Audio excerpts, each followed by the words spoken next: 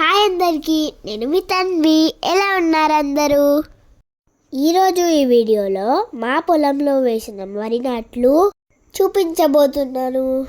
ముందుగా మొలకెత్తిన వరి విత్తనాలను ముందుగా రెడీ చేసుకున్న నారుమడిలో ఎరువులు వేసుకున్నాక జాగ్రత్తగా చల్లుకోవాలి.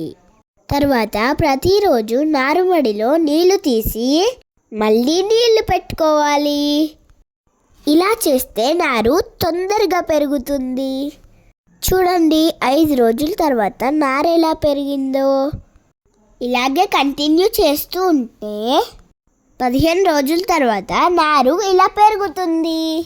తర్వాత మిగతా పొలం మొత్తం ట్రాక్టర్తో బాగా కలియదున్నాలి.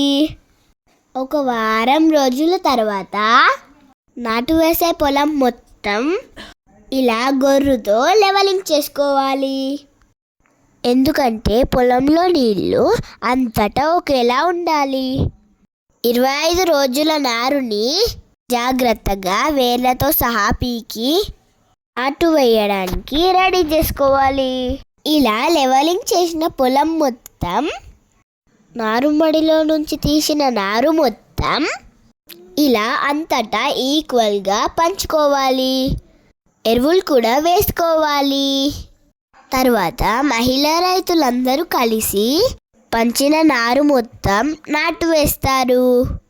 మా పొలంలో ఎరువులు చల్లడానికి నడవడానికి వీలుగా ఖాళీ బాటలు వదిలేస్తాము. చూసారుగా, ఇంత కష్టపడితే వరి నాట్లు పూర్తవుతాయి. అందుకే రైతు కష్టాన్ని గుర్తించండి, అన్నం వేస్ట్ చేయకండి. నా వీడియో మీకు నచ్చినట్లయితే please subscribe my channel. Thanks for watching.